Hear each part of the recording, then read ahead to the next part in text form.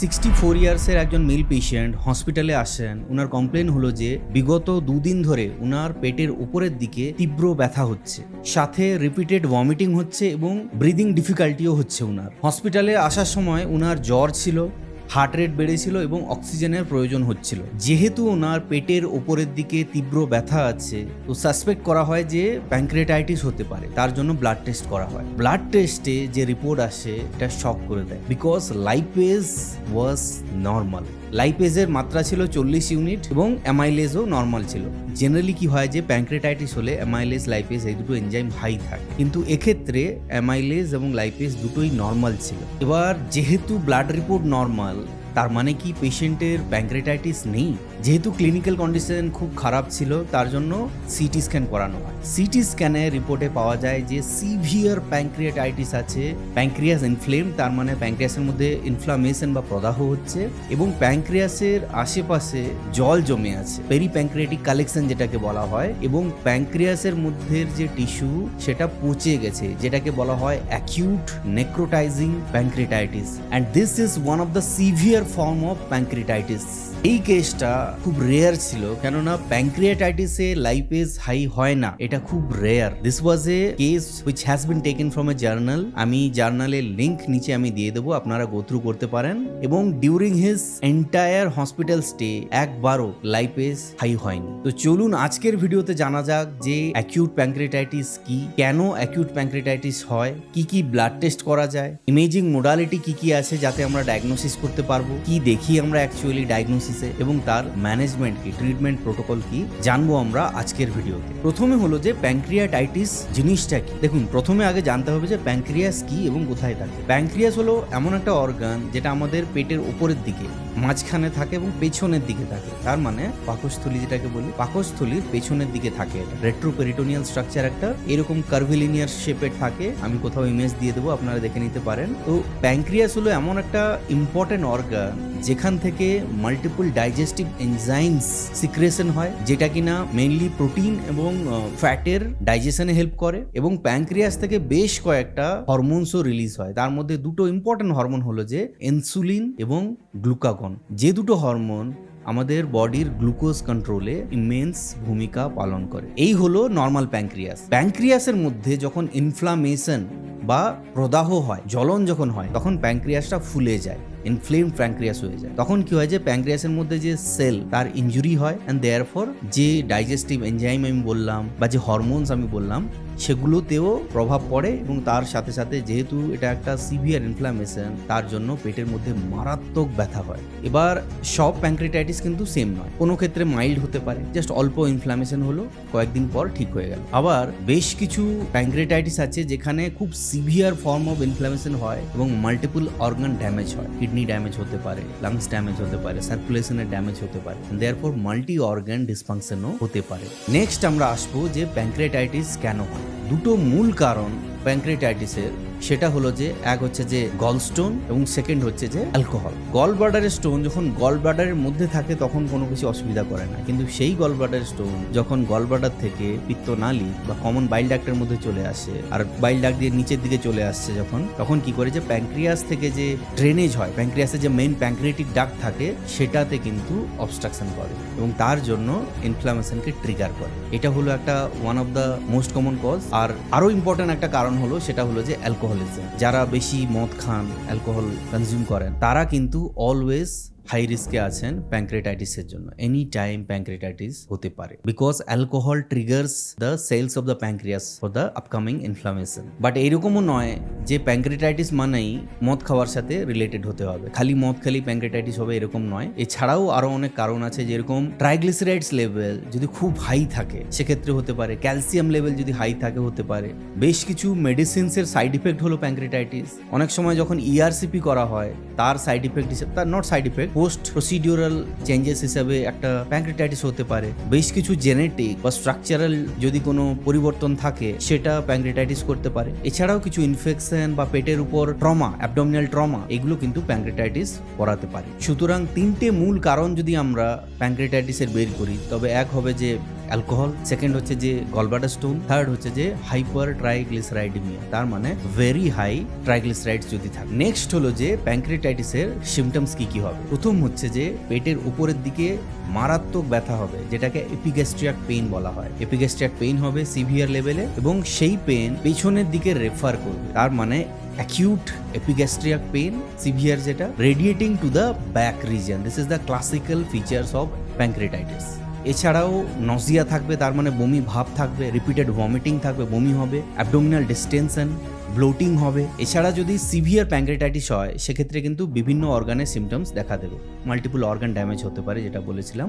For example breathing difficulty হতে পারে, urine output লো হয়ে গেছে সেটা হবে, বিপি লো হয়ে গেছে, মেন্টাল কনফিউশন, এইসব জিনিসও কিন্তু প্যানক্রিয়াটাইটিসে থাকতে পারে, কিন্তু এটা সিভিয়ার ফর্মে থাকে, নট দ্য রেগুলার ফর্ম যেটা। এবারে আসবো আমরা প্যানক্রিয়াটাইটিসকে কিভাবে ডায়াগনোসিস করা হয়। Diagnosis is very important as you know, because sometime mislead করতে পারে। যেরকম এই কেসটাতে ছিল, যেটা আমি ভিডিও শুরুতে আমি বলেছিলাম যে ব্লাড পিকচার নর্মাল আছে, যদি অ্যামাইলেজ লাইপেজ নর্মাল আছে, আপনি তখন অ্যাকিউট গ্যাস্ট্রাইটিস ওইসবের কথাও ভাবতে পারেন, বিকজ এপিগ্যাস্ট্রিয়াক পেইন, তার মানে স্টমাক পেইন যেটাকে আমরা বলি, ওটা তো অ্যাকিউট গ্যাস্ট্রাইটিসই হয়, আবার প্যানক্রিয়াটাইটিসও হয়। যদি ব্লাড পিকচার নর্মাল থাকে তবে কিন্তু একটা মিসলিডিং ইনফরমেশন দিতে পারে। দেয়ারফর আমরা একটা কম্বাইন্ড অ্যাপ্রোচে দেখবো যে কিভাবে আমরা প্যানক্রিয়াটাইটিসকে ডায়াগনোসিস করতে পারি। ফার্স্ট হচ্ছে যে ক্লিনিক্যাল ফিচার্স, যে জিনিসগুলো আমি বললাম, অ্যাকিউট এপিগ্যাস্ট্রিয়াক পেইন, ভমিটিং, ব্লোটিং ইত্যাদি, রেডিয়েটিং টু দ্য ব্যাক, এইসব জিনিসগুলো ক্লিনিক্যাল ফিচার্স হলো একটা সেগমেন্ট। নেক্সট হচ্ছে যে ব্লাড পিকচার। ব্লাড পিকচারের মধ্যে এই অ্যামাইলেজ লাইপেজ এইগুলো পড়ে, জেনারেলি 3 ফোল্ডের বেশি হাই থাকে। তার মানে ফর এক্সাম্পল যদি 40 যদি আপনার নর্মাল লেভেল হয়, 3 ফোল্ড মানে 120 বেশি হাই থাকে, তাই না? তো ব্লাড পিকচার হলো একটা সেগমেন্ট।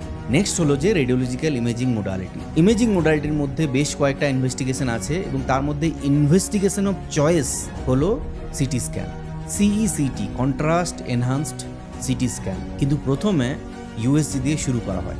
ইউএসজিতে প্রথমে আমরা দেখি যে প্যানক্রিয়াসের সাইজ কেমন আছে। যদি বড় হয়ে যায়, তার মানে ফুলে গেছে প্যানক্রিয়াসটা, সেটা কিন্তু and along with the clinical picture যাচ্ছে তবে প্যানক্রিয়াটাইটিসের দিকে। প্যানক্রিয়াসের চারপাশে কোনো ফ্লুইড আছে কিনা, জল জমে আছে কিনা, এগুলো আমরা দেখতে পাই ইউএসজি থেকে। প্যানক্রিয়াসের মধ্যে যে ডাক্ট আছে, মেইন প্যানক্রিয়াটিক ডাক্ট, সেটার কি স্টেটাস, সেটাও আমরা ইউএসজিতে দেখতে পাই। কিন্তু ইয়েস, সব ক্ষেত্রে কিন্তু প্যানক্রিয়াসকে দেখা যাবে না, স্পেশালি যদি পেশেন্ট খুব মোটা হন বা রিসেন্টলি খেয়েছেন, গ্যাস শ্যাডো আসছে, তো এইসব পেটের মধ্যে গ্যাস প্রচুর আছে, তাই না?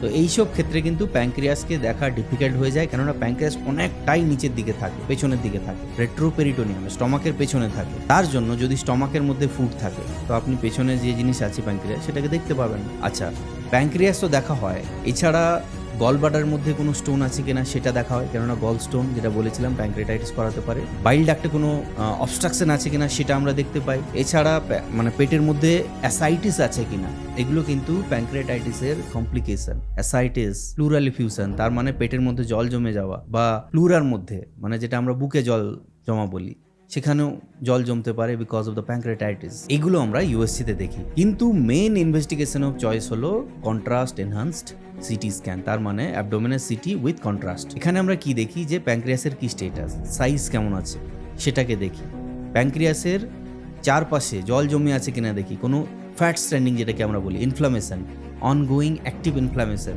আছে কিনা সেটা আমরা দেখি। এবং খুব ইম্পর্টেন্ট জিনিস যেটার জন্য সিটি স্ক্যান করা হয়, সেটা হলো যে কোন টাইপের প্যানক্রিয়াটাইটিস সেটা আমরা দেখি। দুটো টাইপের প্যানক্রিয়াটাইটিস হয় জেনারেলি।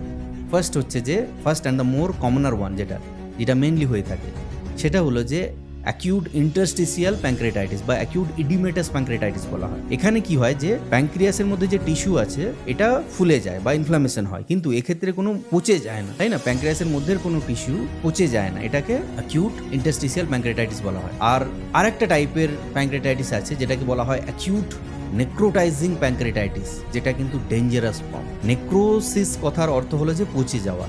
এখানে প্যানক্রিয়াসের মধ্যের টিস্যু পচে যায়, তার জন্য এটাকে নেক্রোটাইজিং প্যানক্রিয়াটাইটিস বলা হয়। যতগুলো এই মাল্টি অর্গান ডিসফাংশন বা প্যানক্রিয়াটাইটিস থেকে ডেথ যেগুলো হয়ে যায়, জেনারেলি এটা কিন্তু নেক্রোটাইজিং প্যানক্রিয়াটাইটিস থেকে হয়। দেয়ারফর সিটি থেকে আমাদের ডিফারেন্সিয়েট করতে হবে যে এটা নেক্রোটাইজিং প্যাটার্ন নাকি ইন্টারস্টিসিয়াল প্যাটার্ন। সব প্যানক্রিয়াটাইটিসে যদি প্যানক্রিয়াস পচে যায় জেনে থাকেন, এটা কিন্তু ভুল। নেক্রোটাইজিং প্যানক্রিয়াটাইটিসের পার্সেন্টেজ কিন্তু কম, ম্যাক্সিমাম ক্ষেত্রে প্যানক্রিয়াসের টিস্যু পচে না। ওকে, নেক্সট কাজ হলো সিটি স্ক্যানের যে স্কোরিং, সিভিয়ারিটি কতটা প্যানক্রিয়াটাইটিসের সেটাকে ডিটেক্ট করা। মডিফাইড সিটিএসআই বলে একটা মানে টার্ম আছে, সিটি সিভিয়ারিটি ইন্ডেক্স, সেটা আমরা ক্যালকুলেট করি। 10 টোটাল গ্রেডিং হয়, তার মধ্যে কত 4 হতে পারে, 6 হতে পারে, 8 হতে পারে, এনিথিং হতে পারে, সেটাকে আমরা ক্যালকুলেট করি। বা 10ও হতে পারে, 10/10ও হতে পারে, necrotising pancreatitis with all types of complications. সেই অনুযায়ী সিভিয়ারিটি অ্যাসেস করা হয়, মাইল্ড হতে পারে, মডারেট হতে পারে, সিভিয়ার প্যানক্রিয়াটাইটিস হতে পারে, তাই না? তো সিটি থেকে আমরা লিখবো ফর এক্সাম্পল যে এই একটা পেশেন্টের সিটি রিপোর্ট করছি, অ্যাকিউট নেক্রোটাইজিং প্যানক্রিয়াটাইটিস ডায়াগনোসিস দাঁড়ালো, এবং মডিফাইড সিটিএসআই স্কোর হচ্ছে যে 8/10 বা 10/10। বা অন্য একটা পেশেন্টের যেটাতে ফর এক্সাম্পল মাইল্ড প্যানক্রিয়াটাইটিস আছে, সেটার হয়তো ডায়াগনোসিস দাঁড়ালো acute interstitial pancreatitis in bracket modified CTSI score, সেটা হলো যে 2/10 ফর এক্সাম্পল, বা 4/10। এছাড়াও অনেক সময় এমআরআই ইউজ করা হয়, যেটাকে এমআরসিপি বলা হয়, স্পেশালিস্ট ফর্ম অফ এমআরআই, যেটা বিলিয়ারি ট্র্যাক্ট এবং প্যানক্রিয়াস এগুলোকে ভালো করে দেখা হয় এইসব ক্ষেত্রে। বা সামটাইম, খুব রেয়ারলি আমরা সিক্রেটিন ইনডিউসড এমআরআই ইউজ করি, তো ওইসব আমরা যাচ্ছি না। তো ওখানে কি দেখা হয় যে ডাক্টের মধ্যে কোনো প্রবলেম আছে কিনা, কোনো স্ট্রাকচারাল কোনো ডিফেক্ট আছে কিনা, সেই সব জিনিসকে আমরা দেখি। সুতরাং এতক্ষণ পর্যন্ত ডিসকাশনে আমরা যেটা জানলাম যে সব প্যানক্রিয়াটাইটিস কিন্তু এক নয়, প্রত্যেকটা প্যানক্রিয়াটাইটিসই ডেঞ্জার, মানুষের জীবন নিয়ে নেবে, মারাত্মক কমপ্লিকেশন করবে, এরকমও নয়। আর প্যানক্রিয়াটাইটিসের ডিফারেন্ট টাইপস আছে, যেটা বললাম যে পচে যেতে পারে, নাও পচতে পারে, তার সিভিয়ারিটির গ্রেডিং আছে। And therefore clinical picture, blood reports এবং রেডিওলজিক্যাল ইনফরমেশান, তিনটেকে কম্বাইন করে তারপরে ডায়াগনোসিস আসা হয়, তার সিভিয়ারিটি কীরকম ক্যালকুলেট করা হয়, অ্যান্ড অ্যাকর্ডিংলি ট্রিটমেন্ট প্ল্যানিং করা হয়। এই পেশেন্টের ক্ষেত্রে যেটা আমি শুরুতে বলেছিলাম, এর কিন্তু একটা মিসিং ছিল, ব্লাড রিপোর্ট মিসিং ছিল। তার মানে কি পেশেন্টের কোনো রোগ নেই? যদি ব্লাড রিপোর্ট নর্মাল থাকে, বা ফর এক্সাম্পল বাকি সব কিছু ম্যাচ করছে, আর সিটি স্ক্যান বা ইউএসজিতে যদি কোনো কিছু না আসে, তবে কি পেশেন্টের রোগ নেই? বা উল্টোটাও বলুন, যে ব্লাড রিপোর্টে আসছে, ধরা পড়ছে, বা সিটি স্ক্যানে ধরা পড়ছে, কিন্তু পেশেন্টের সিমটমস নেই, তার মানে কি পেশেন্টের রোগ নেই? ব্যাপারটা এরকম নয়। It's a combination of everything which makes the diagnosis. And therefore in health care every department is important, every level of health care professionals are important. সেটা ডক্টর হতে পারে, nurse, paramedics, technologist, even sweeper, I would say, তাই না? Ward boy যারা, সবাই important. তার জন্য একটা পেশেন্টকে ম্যানেজ করা, পেশেন্ট হসপিটালে এলো আর ঠিক হয়ে ফিরে যাচ্ছে, এর মাঝখানে অনেকগুলো ডিপার্টমেন্ট, অনেকগুলো পার্সনস ইনভলভ আছে। খালি ডাক্তার একজন নয়, doctor one of the person definitely, but তার সাথে কিন্তু ফুল টিম ওয়ার্ক আছে। এবার আমরা আসবো যে কি কি ট্রিটমেন্ট মোডালিটি আছে ফর অ্যাকিউট প্যানক্রিয়াটাইটিস। প্রথম হলো যে adequate hydration. This is one of the cornerstone, because pancreatitis কিন্তু কনজারভেটিভলি ম্যানেজ করা হয়। তার মানে এমন কোনো ওষুধ নেই যে একটা ওষুধ দিলে ঠিক হয়ে যাবে, বা কোনো সার্জারি এটাতে পুরো কমপ্লিট ঠিক হয়ে গেল, এরকম ব্যাপারটা নয়। অ্যান্ড দেয়ারফর কনজারভেটিভ ম্যানেজমেন্ট করতে হবে। তার জন্য প্রথম স্টেপ হলো যে adequate hydration. Generally Ringer lactated সলিউশনকে প্রেফার করা হয়, এবং মডারেটলি অ্যাগ্রেসিভ হাইড্রেশনকে এনকারেজ করা হয়। এবং তার সাথে সাথে দেখতে হবে যে বিপি কীরকম এগোচ্ছে, বা ইউরিন আউটপুট কেমন এগোচ্ছে, ব্লাড রিপোর্ট কেমন এগোচ্ছে, এগুলোকেও সাথে সাথে মনিটর করতে হবে along with the hydration. Second হলো যে পেন কন্ট্রোল। প্যানক্রিয়াটাইটিসের একটা মারাত্মক প্রবলেম হলো যে সিভিয়ার পেন হয় এক্ষেত্রে, and therefore pen management is important again. Adequate type of painkillers, pain controlling medications is important for pancreatitis. আর থার্ড হলো যে feeding. Generally nil per oral, NPO যেটাকে বলা হয়, এনপিও স্টেটাসে রাখা হতো প্যানক্রিয়াটাইটিসকে, কিন্তু আবার রিসেন্ট গাইডলাইন কিছু বলছে যে মাইল্ড প্যানক্রিয়াটাইটিস যদি থাকে, স্পেশালি যদি পেশেন্ট টলারেট করতে পারে, সেক্ষেত্রে কিন্তু আর্লি ওরাল ফিডিং দেওয়া হয়। আগেন এই ট্রিটমেন্ট পার্টটা কিন্তু একজন গ্যাস্ট্রোএন্টেরোলজিস্ট, যে ট্রিটমেন্টের উপর যার স্পেশালিটি, উনি বেটার বলতে পারবেন।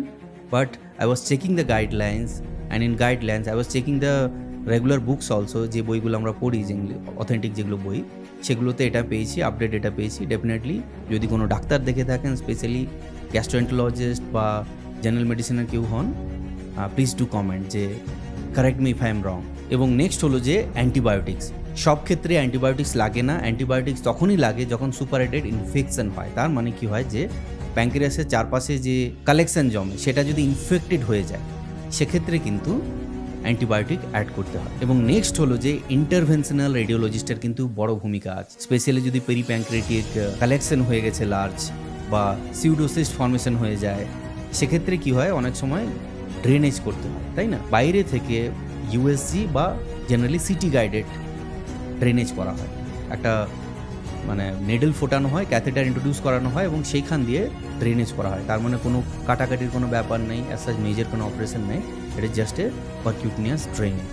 সামটাইম এন্ডোগ্যাস্ট্রিক ড্রেনেজও করা হয়। অ্যান্ড নেক্সট হলো যে অপারেটিভ ম্যানুভিয়ার। দেখুন প্যাঙ্ক্রিয়াসকে তো পুরো উড়িয়ে দিতে পারেন না, এটা একটা ইম্পর্টেন্ট অর্গান, তার কাজগুলো কে করবে না? তো তার জন্য কি হয় যে পার্টটা নেক্রোসিস হয়ে গেছে, স্পেশালি নেক্রোটাইজিং প্যাটার্ন অফ প্যাঙ্ক্রেটাইটিসে যে পার্টটা নেক্রোসিস হয়ে যায় সেটাকে নেক্রোসেক্টমি করা হয়, তাই না? তার মানে ওই জায়গাটাকে বাদ দেওয়া হয়। বাট আগেন এটা কিন্তু সব ক্ষেত্রে করা হয় না, অ্যাবসলিউটলি যখন নিডেড তখন গিয়ে এটা করা হয়। সুতরাং এই ভিডিও থেকে আমরা শিখলাম যে প্যাঙ্ক্রেটাইটিসে পেটের ওপরের দিকে মারাত্মক ব্যথা হয়, যেটাকে স্টমাক পেন বলে। তার জন্য যদি অনেকক্ষণ ধরে পেন হচ্ছে, অনেক দিন ধরে পেন হচ্ছে, খুব সিভিয়ার মাত্রাতে পেন হচ্ছে, আর সেটাকে আপনি গ্যাস ভেবে যদি এড়িয়ে যাচ্ছেন সেটাও ভুল করছেন। প্রপার চেকিং হওয়া দরকার, ডাক্তারের কাছে যাওয়া দরকার। আর সেকেন্ড হলো যে খালি ক্লিনিক্যাল ফিচার্স বা খালি ব্লাড রিপোর্ট বা খালি রেডিওলজির ফিচার্স কিন্তু ডায়াগনোসিস করে না, it is the combination of everything which makes the diagnosis. And third হলো যে সব প্যাঙ্ক্রেটাইটিস কিন্তু সেম হয় না, ডিফারেন্ট টাইপসের হয়, তার সিভিয়ারিটি আলাদা হয়। বাট যদি সিভিয়ার হয় সেক্ষেত্রে কিন্তু ডেঞ্জার হতে পারে। And last but not the least, যদি আমরা আর্লি ডায়াগনোসিস করতে পারি প্যাঙ্ক্রেটাইটিসকে সেক্ষেত্রে কিন্তু তার আউটকাম অনেক বেটার হবে। আশা করি এই ভিডিওটি আপনাদের ভালো লেগেছে। ভালো লাগলে পেজটিকে ফলো করতে পারেন, ভিডিওটিতে শেয়ার করতে পারেন। And thank you for giving your valuable time.